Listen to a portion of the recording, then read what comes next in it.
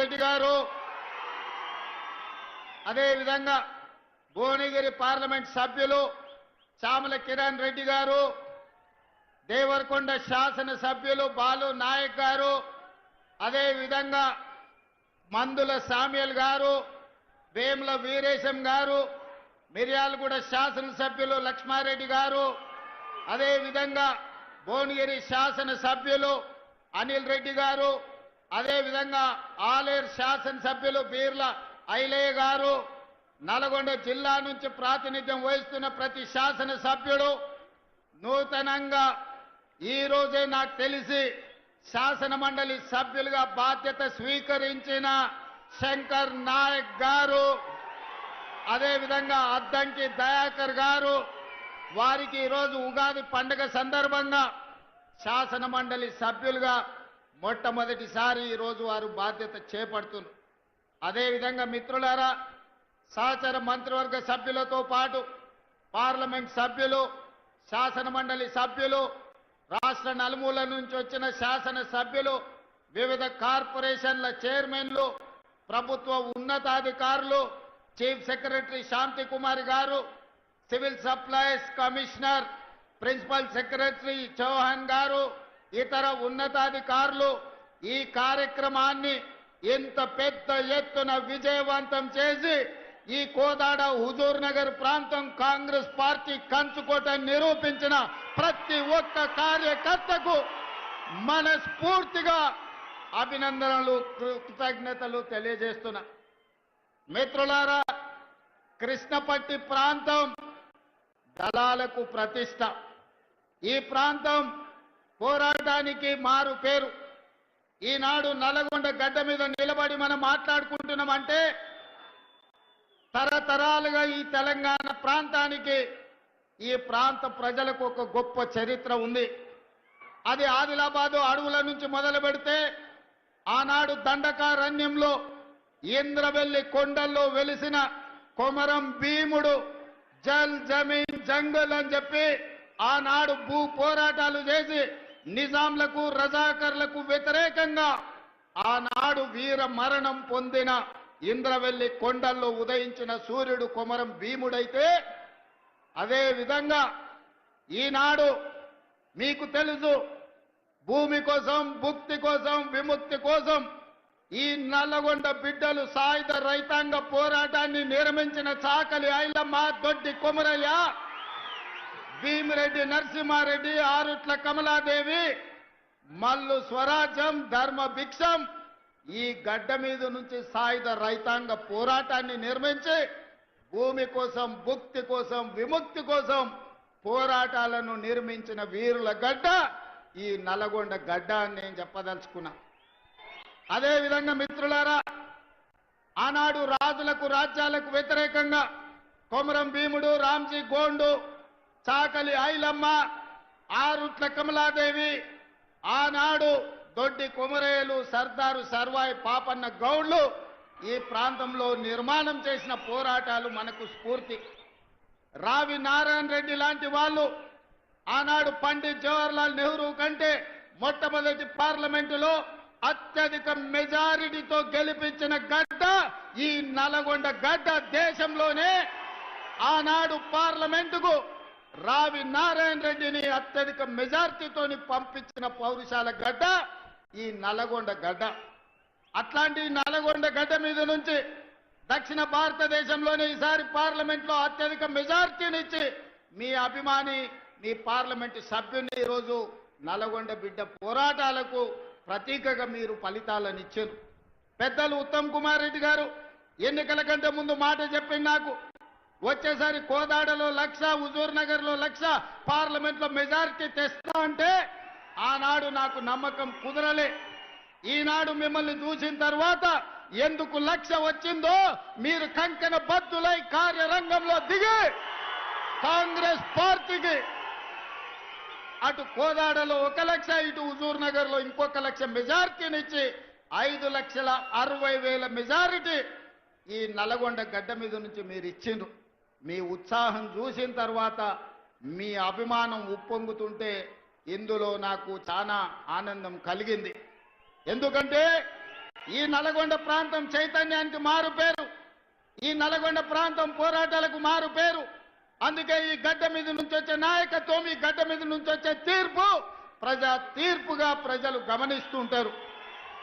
అదే విధంగా ఆనాడు భూమి కోసం, భుక్తి కోసం, విముక్తి కోసం పోరాటాలు జరిగిన తర్వాత శ్రీమతి ఇందిరాగాంధీ గారు గుర్తించిన ఈ దేశ ప్రజలు, ఈ పేదవాళ్ళు ఏం కోరుకుంటున్నారో, ముఖ్యంగా దళితులు, గిరిజనులు, ఆదివాసీలు, బలైన వర్గాలు, మైనారిటీలు ఏమి ఆశిస్తున్నారో, ఏం కోరుకుంటున్నారో ఆలోచన చేసి ఆనాడు శ్రీమతి ఇందిరాగాంధీ గారు ఇచ్చిన నినాదం రోటీ కప్డా ఔర్ మకాన్. రోటీ కప్డా ఔర్ మకాన్ నేపథ్యంలో పేదవాడికి కడుపు నిండా అన్నం పెట్టాలి, ఉండడానికి ఇల్లు ఇవ్వాలి, అదే విధంగా పేదవాడిని ఆదుకోవాలనే నినాదంతో ఇందిరాగాంధీ గారు ఈ తెలంగాణ ప్రాంతంలో 25 లక్షల ఎకరాల భూములను పేదవాళ్లకు పంచిపెట్టింది. అగ్రికల్చర్ సీలింగ్ యాక్ట్ తీసుకొచ్చి దొరల దగ్గర ఉన్న వేలాది ఎకరాల భూములను ప్రభుత్వం తీసుకొని దళితులకు, గిరిజనులకు, ఆదివాసీలకు, బలైన వర్గాలకు అసైన్మెంట్ పట్టాల పేరు మీద 25 లక్షల ఎకరాల భూములను ఇందిరమ్మ పంచిపెట్టింది. అందుకే ఇయాలటి కూడా ఇళ్లల్లో దేవుడి ఫోటో పక్కన ఇందిరమ్మ ఫోటో పెట్టుకునే సంస్కృతి మా తండాలలో, మా లంబాడ సోదరుల ఇళ్లలో మనం చూడగలం. అదే విధంగా ఆనాడు రోటీ కప్డా ఔర్ మకాన్ తర్వాత పేదలలో చైతన్యం వచ్చింది. పేదలు పంట పండించాలి, తెల్ల బువ్వ తినాలి అని ఆలోచన చేసింది. అందుకే ఎన్నడో దసరా నాడో, దీపావళి నాడో, ఉగాది పండుగ నాడో తెల్ల బువ్వ తినుడు కాదు, పేదవాళ్లకు తెల్ల బియ్యం పెట్టాలి, తెల్లన్నం ఇవ్వాలి అని ఆనాడు 82, 83లో కాంగ్రెస్ పార్టీ ముఖ్యమంత్రి కోట్ల విజయ్ భాస్కర్ రెడ్డి గారు మొట్టమొదట ₹90 బియ్యము ఇయ్యాలి పేదలకు.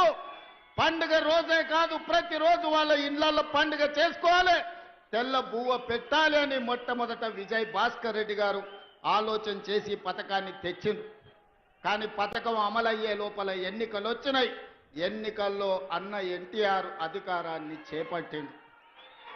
అన్న ఎన్టీఆర్ అధికారాన్ని చేపట్టిన తర్వాత పేదవాళ్ళ ఆకలి తెలిసినోడుగా ఖచ్చితంగా ఈ పథకాన్ని కాంగ్రెస్ ప్రారంభించింది కాబట్టి నిలిపేయాలని ఆలోచన చేయలే. ఆనాడు పెద్దలు జానారెడ్డి గారి సలహా మేరకు, సూచన మేరకు కేవీ సత్యనారాయణరావు గారు లాంటి వాళ్ళు ఈ పథకాన్ని కొనసాగించాలి అని ₹2 కిలో బియ్యం పథకాన్ని ఆనాడు అన్న ఎన్టీఆర్ తీసుకొచ్చి పేదలకు తెల్ల బియ్యం, తెల్లన్నం తినే అవకాశం 83లో కల్పించిండ్రు. ఆనాడు పెద్దలు జానారెడ్డి గారు క్రియాశీలక పాత్ర పోషించిన ఆ కార్యక్రమంలో. ఆ తర్వాత కాలక్రమేణా బియ్యం ఇచ్చుకుంటూ వచ్చినాం.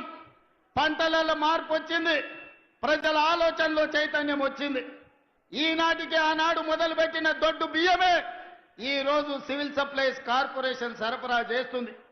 ఈ సందర్భంగా వేదిక మీద ఉన్న పెద్దలకి, ఇక్కడికి వచ్చిన యువకులకు గుర్తు చేయాలి, పేదవాళ్ళ ఆకలి తీర్చడానికి ఆనాడు పబ్లిక్ డిస్ట్రిబ్యూషన్ స్కీమ్, ఈ రోజు మనం ఏదైతే రేషన్ షాపులు అంటున్నామో 1957లో పండిత్ జవహర్లాల్ నెహ్రూ గారు మొట్టమొదట ఈ ప్రాంతంలో ప్రధానమంత్రిగా ఉన్నప్పుడు పేదలకు ఆహార భద్రత కల్పించాలని 70 ఏళ్ల క్రితమే పీడీఎస్ విధానాన్ని కాంగ్రెస్ పార్టీ తీసుకొచ్చింది. ఇవాళ ఆ పౌర సరఫరాల శాఖనే దొడ్డు బియ్యం పథకాన్ని అమలు చేస్తుంది. మేం బాధ్యత చేపట్టిన తర్వాత 2000 పైగా మిల్లర్లు ఉన్నాయి ఈ ప్రాంతంలో. రైస్ మిల్లులకు ప్రతిదీ మిర్యాలగూడ, హుజూర్ నగర్, కోదాడ ప్రాంతంలో దేశంలోనే అత్యధికంగా ఒడ్లు పండించే ప్రాంతం. ఇవాళ నల్గొండ జిల్లాలో 12 లక్షల ఎకరాలలో వరి పండిస్తున్నారంటే ఇక్కడి రైతాంగం ఒడ్లు ఎన్ని పండిస్తారో, ఈ రోజు ఈ దేశంలోనే అత్యధికంగా ఒడ్లు పండించే రైతులు ఈ ప్రాంతంలో ఉన్నారు. ప్రభుత్వం ఏర్పడ్డ తర్వాత పెద్దలు ఉత్తమ్ కుమార్ రెడ్డి గారితో మాట్లాడినా. మేము సివిల్ సప్లైస్ కార్పొరేషన్ సమీక్ష చేసినాం. మిల్లర్ల దగ్గర ఆనాటి ప్రభుత్వం 21,000 కోట్ల రూపాయల వడ్లను మిల్లర్ల దగ్గర తాకట్టు పెట్టింది. మిల్లర్లను పిలిచి సమావేశం పెట్టి ప్రభుత్వం 21,000 కోట్ల రూపాయల వడ్లు మీ దగ్గర దాచిపెడితే ఎక్కడునే లెక్క చెప్పుండ్రి, లెక్క చెప్పకపోతే పైసలు కట్టుండ్రి అంటే పైసలు కట్టేటోడు లేడు, వడ్లు ఇచ్చేటోడు లేడు. అదే విధంగా ఈరోజు రేషన్ షాపుల్లో దొడ్డు బియ్యం పోతే ఉచితంగా ప్రతి మనిషికి రాష్ట్రంలో 3 కోట్ల మందికి ప్రభుత్వం ఉచిత బియ్యం ఇస్తే ఆ బియ్యం 10 రూపాయలకు మళ్ళా మిల్లర్లే కొంటుండ్రు. ఆ మిల్లర్లు మళ్ళా ప్రభుత్వానికి 30 రూపాయలకు సరఫరా చేస్తున్నారు. ఈ సైక్లింగ్ మొత్తం అన్ని చూసినాం, ఆలోచన చేసినాం. ఇవాళ ముఖ్యమంత్రిగా ఎన్నో రకాల ప్రయత్నం చేసినాం. 7,000 కోట్ల రూపాయల వడ్లను అమ్మాలని టెండర్లు పెట్టినాం. ఇవాళకి 3,000 కోట్లకు సంబంధించిన వడ్లే వచ్చినాయి, కానీ మిగతా మిల్లర్లు సహకరిస్తలేరు. దీనికి ప్రధానమైన కారణం దొడ్డు బియ్యం ఇవ్వడంతో పేదవాళ్ళు దొడ్డు బియ్యం ఈ రోజు వండుకుంటలేరు, తింటలేరు. ప్రతి వాడు సన్న బియ్యం తినాలన్న ఆలోచన, కుటుంబాల ఆర్థిక స్థితిగతులు మెరుగాయి. ఈ రోజు మనం పంచిపెట్టే దొడ్డు బియ్యం పేదవాడు వండుకుంటలేడు, తింటలేడు. ఇది మిల్లర్ల మాఫియా లేకపోతే దళారుల చేతుల్లోకి ఈ దొడ్డు బియ్యం వెళ్ళి 10,000 కోట్ల రూపాయలు ప్రతి సంవత్సరం దళారుల దోపిడీకి గురైతున్నాయి. అందుకే ఆలోచన చేసిన పెద్దలు ఉత్తమ్ కుమార్ రెడ్డి గారితో మాట్లాడిన, సహచర మంత్రివర్గ సభ్యులతో చర్చించిన, బట్టి విక్రమార్క గారిని ఒప్పించిన, ఇక దొడ్డు బియ్యం కాదు, ప్రతి పేదవాడికి ప్రతి ఒక్కరికి 6 కిలోల సన్న బియ్యం ఇవ్వాలి. ఉగాదో, దీపావళి, సంక్రాంతి పండుగ కాదు, పేదవాడి ఇంట్లో ప్రతిరోజు పండుగ ఉండాలి, సన్న బియ్యం వండాలి, పేదవాడి కడుపు నింపాలి. ఆ బాధ్యత మేము తీసుకోవాలి, సోనియమ్మ నాయకత్వంలో ఆలోచన చేసినాం. ఇవాళ మిత్రులారా, ఇందిరమ్మ రోటీ కప్డవర్ మకాన్ తర్వాత, విజయభాస్కర్ రెడ్డి, ఎన్టీ రామారావు గారి బియ్యం పథకం తర్వాత శ్రీమతి సోనియా గాంధీ గారికి ఈ దేశం రుణపడి ఉండాలి. చట్టబద్ధత లేదు, అందుకే ఆహార భద్రత చట్టాన్ని పార్లమెంటులో తెచ్చి పేదవాడికి తినడానికి అవసరమైన అన్ని వసతులు ఏర్పాటు చేయాలని ఆహార భద్రత చట్టం